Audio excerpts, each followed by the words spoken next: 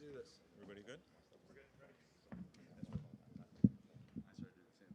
Good morning, everybody. How are you? We are really excited today. My name is Aubrey Merriman. I'm the CEO of Life Moves, and I wanted to welcome you to our Life Moves Mountain View community. What you're standing in is a microclimate of love and care and growth. And I also wanted to share with you that this is our Homekey 1.0 model. This is the 1.0 model. We're looking to do at least 10 more of these Homekey projects.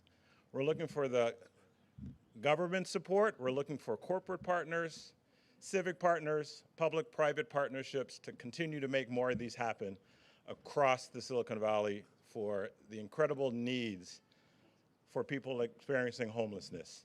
I want to thank Governor Newsom for being here, Project Homekey, our public-private partners, our partners at the City of Mountain View, our county partners, and our corporate partners for really leaning into making today possible.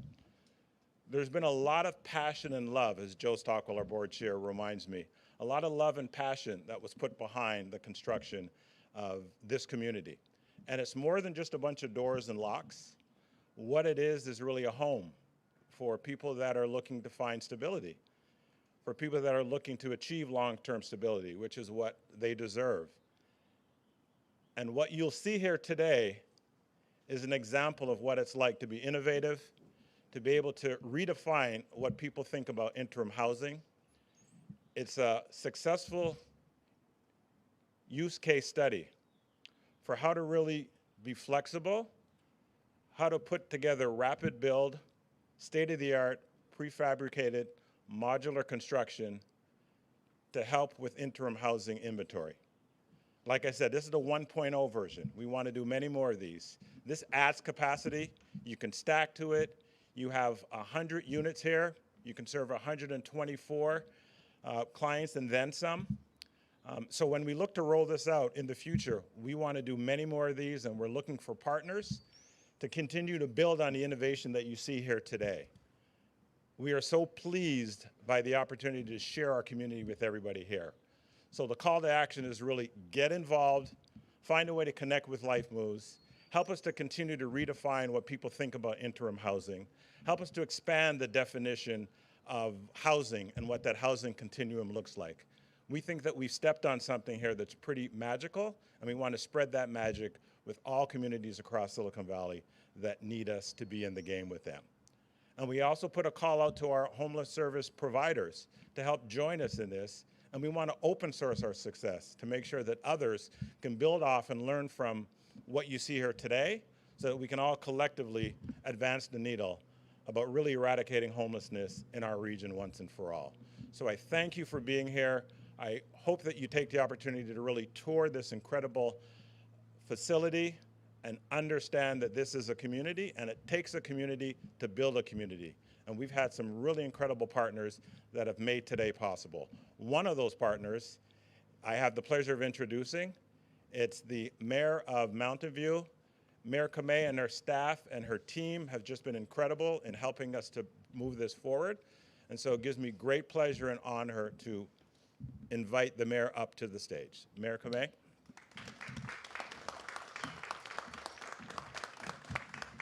Good morning, everyone. Welcome to Mountain View.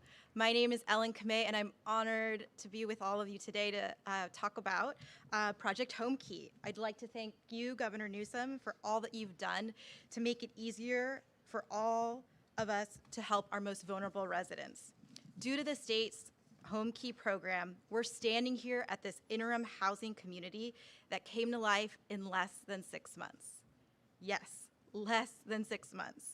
And now Life Moves Mountain View is providing individuals, couples, and families a safe, supportive, and dignified program that will help them attain housing stability. Especially during the pandemic, we need to be flexible, we need to be creative, and we need to be collaborative. And through Homekey, we could be with our nonprofit partner, Life Moves. Thank you to all our partners for believing in us and in Life Moves. They include the California Department of Housing and Community Development, the County of Santa Clara, private philanthropies, and private sector donors.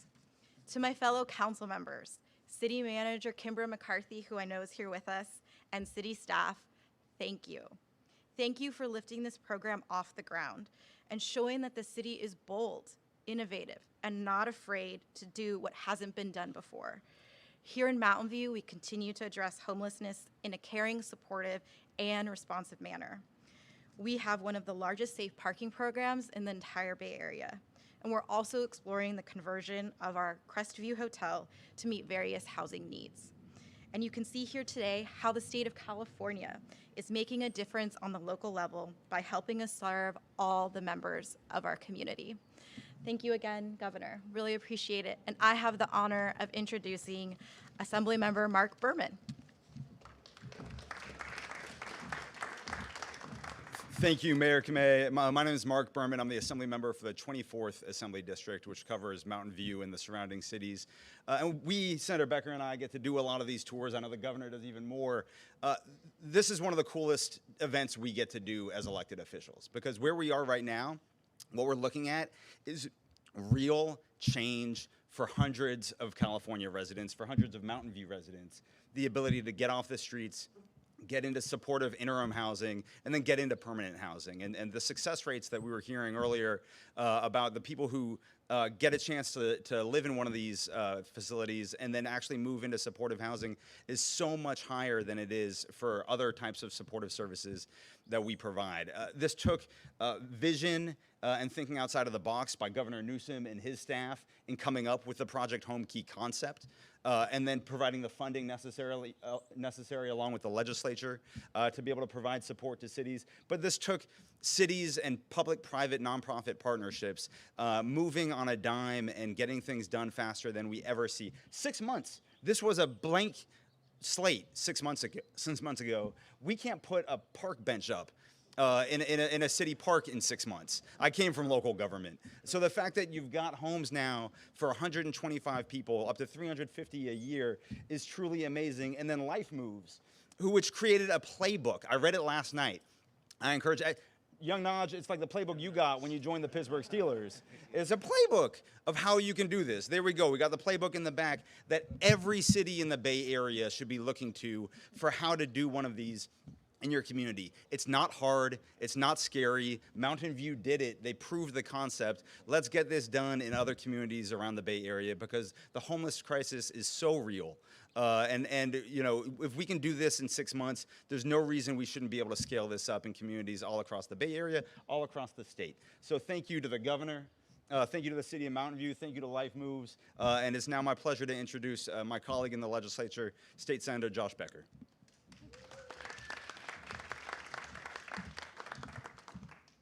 Thank you. People are fundamentally good. And it's our job in government to create opportunities for everyone to flourish. And that's what this governor is doing by investing in early care and learning, in asset building, in access to higher education. And that's what he and his team did with Project Homekey. We've gotten thousands of people off the streets, and it also unleashed innovation like we've seen here today. And I remember my friend Elizabeth called 7 months ago talking about what she was doing with Life Moves, and I could hear the excitement in her voice. And I said, that's great. But I thought in my head, I thought of Thomas Edison. He said, vision without execution is hallucination. But this is an example of execution in action. As my colleague, Assemblyman Berman said, it's a public-private partnership, the city stepping up, the state, philanthropy, the corporate sector, all uniting in a common cause to do good. And seeing how we can all work together and executing at a fraction of the cost of building permanent housing. So out of Silicon Valley, we have this model of innovation, and how do we scale it? We know how to scale things, and we need to build more. I've been calling around to local city council people and talking about how do we get more land so they can do more. How do we free up surplus land at the state level, at the city level, from our water districts so we can do more here? And that's what we're going to do, and that's why this is so exciting, this model for all of us. And I say for the residents, to paraphrase Karl Bard, no one can go back and get a brand new start, but anyone can start now and create a brand new future. So here's the opportunity. Thank you very much. I get to introduce now, thank you. I get to introduce a true superstar, Najee Harris, his nonprofit Bigger Picture. Thanks for being here today. Young Naj. Young Naj. Y'all just call me Young Naj. Well, first I want to say thank you guys for all coming. I know, this is crazy times we're in, and we're getting over it, but thank you for having me. Gavin, of course, too. You sound like my agent, man, I'll tell you that. It's scary as heck. But, I'm not gonna, well, my speech is gonna be kind of long, well, longer, but I wasn't really prepared, so I wrote it down on my phone, so y'all gotta work with me here. I'm not gonna be too professional, but hey, it's all about the message, right?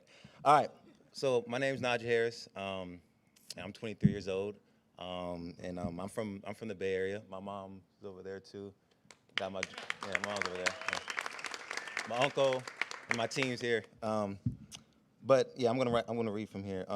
Well, I want to start saying I'm not a politician, so don't. Yeah. Well, I'm just here to shed light on the situation of homeless and hunger in California. We're all in position to help. I know I am, and of course these guys up here are. Me and my family were all once homeless, moving around the Bay Area, San Francisco, Richmond. I lived in Pinot, Hercules, Sacramento. I mean, the list goes on and on and on. I could ask my mom; she even knows more.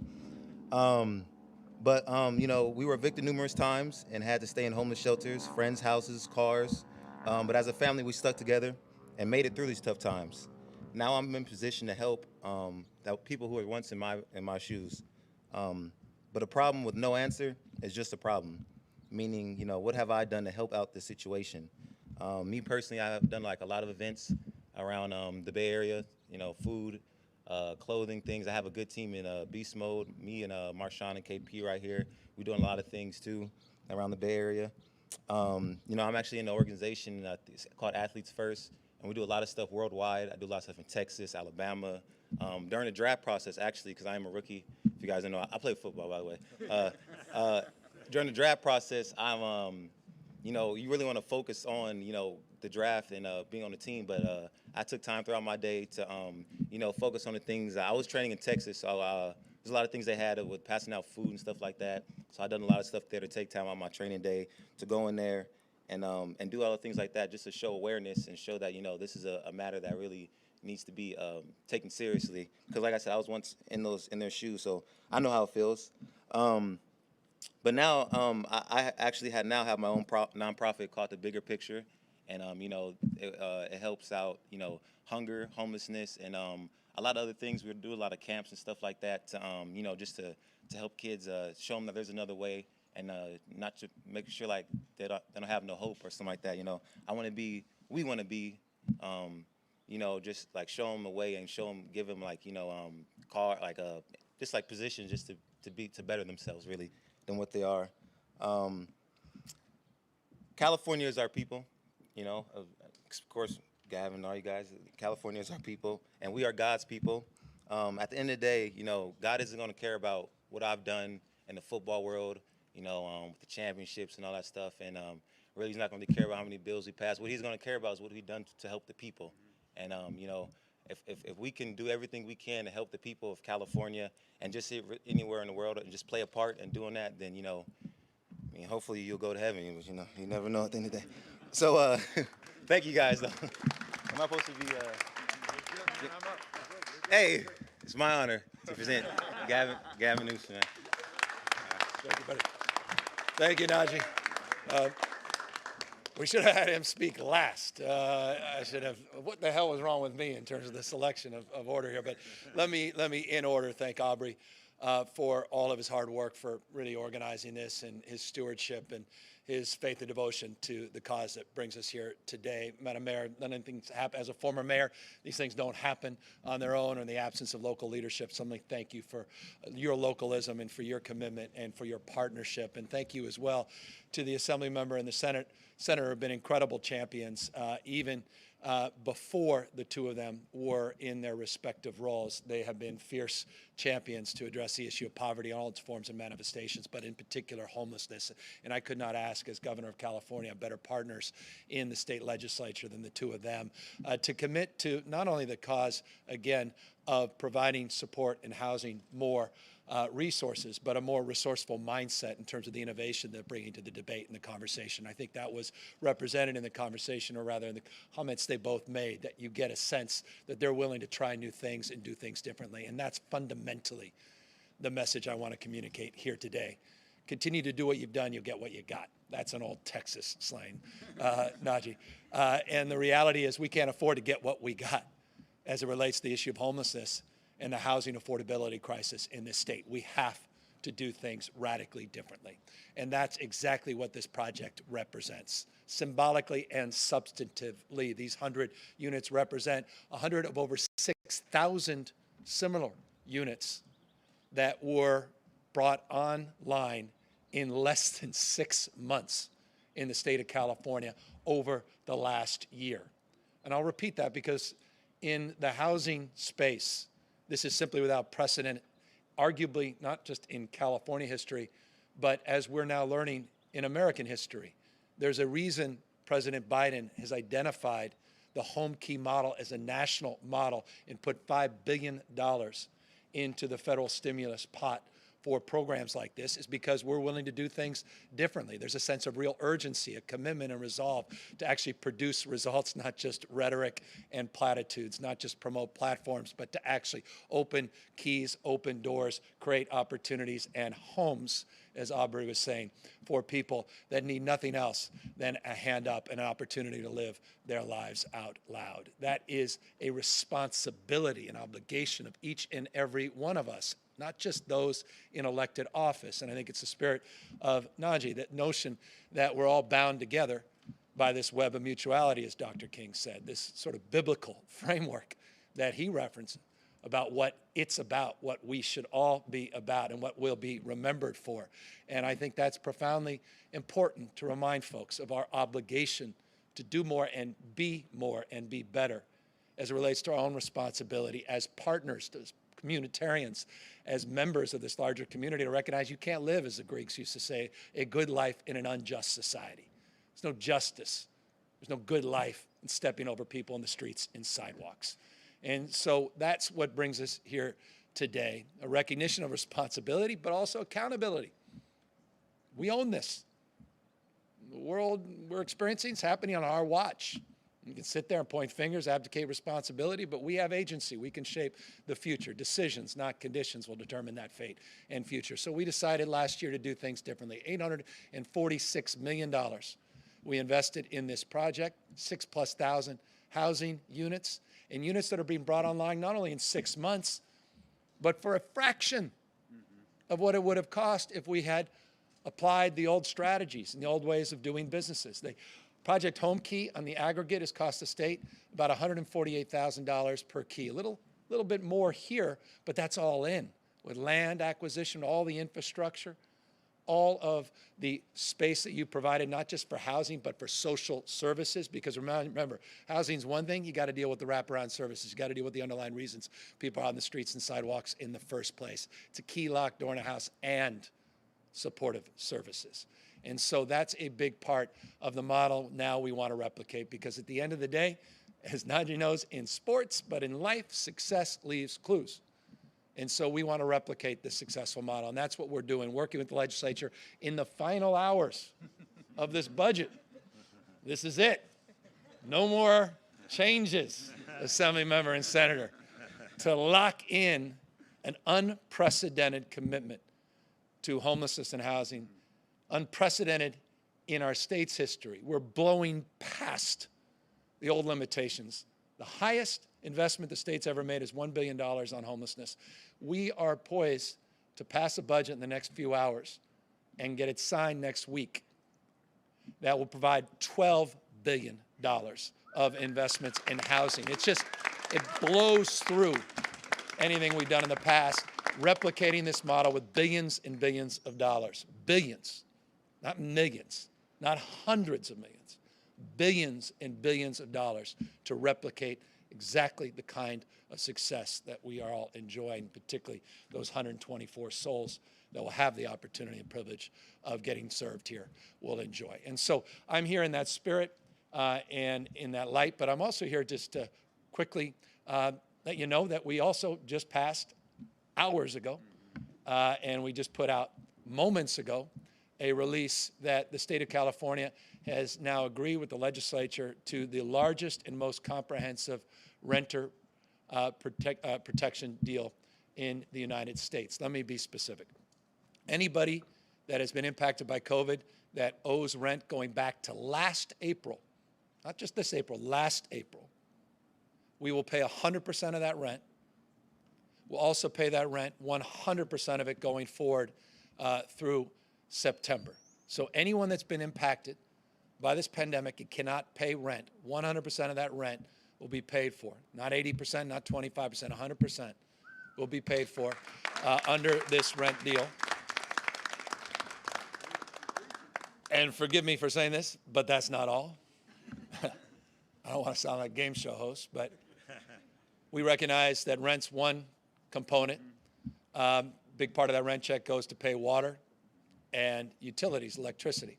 100% of water and utilities will also be picked up. We put $5.2 billion, it'll be all in, additional $2.6 billion, but $5.2 total into the rent deal, and $2 billion that we landed with the legislature negotiation to take care of utilities. So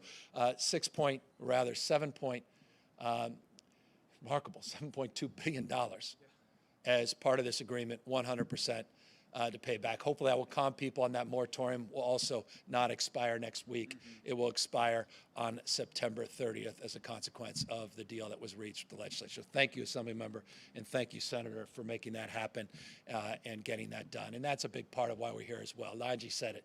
Well, he's not just homeless, but he also is evicted. But he's also an example of what we are here to highlight, and that is we can solve homelessness. He's a living manifestation of that. For some that think this is overwhelming and can't be done, just meet his mom, meet his siblings that persevered, grit and hard work, and are here today as testament to a different belief. And so I just hope folks, in closing, shift their mindset. There's a lot of pessimism. You know, it's never been worse, and we're never going to solve this. It can be solved. We have vision, we have plan, and we now have the resources. And yes, again, this resourceful mindset to try new things, to iterate, to learn from our mistakes, but be willing to own up to them and make them by being willing to engage in different kinds of partnerships and a different kind of intentionality to address this issue in our state. So honored to be here, grateful for our incredible partners.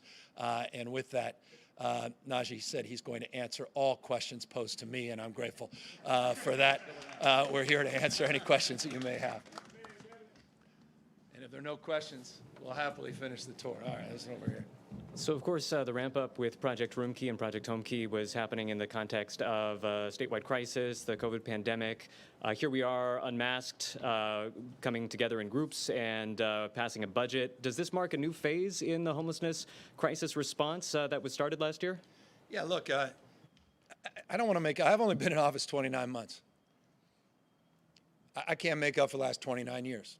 I can't make up for the last, 5 to 10 years where things have gotten appreciably worse in the state of California. For that matter, trust me, all across the rest of the United States, but appreciably worse here in the state of California. But we can take responsibility and accountability for what is occurring today. And we are in a position to do so because, and it goes to your question, because not only is the state coming back, it's roaring back. Let's be honest. 41% of America's jobs came out of the state of California in February. 38% of America's jobs came out of the state of California 60 days ago. California is the tentpole of the American economy and the American recovery. We're enjoying an $80+ billion budget surplus. We're not advertising that. We're advertising $76 billion. It's actually over 80. $80 billion operating budget surplus, unprecedented in U.S. history. And we're investing that in the unprecedented challenges the state faces, including into addressing the needs of people that are working hard, playing by the rules, barely making ends meet. $12 billion tax rebate to 3/4 of tax filers in the state of California. Providing $4 billion direct grants for small businesses to get them back up on their feet, in addition to the renter protection as well as rental assistance, in addition to the homeless assistance and the work we're doing to rebuild our behavioral health system.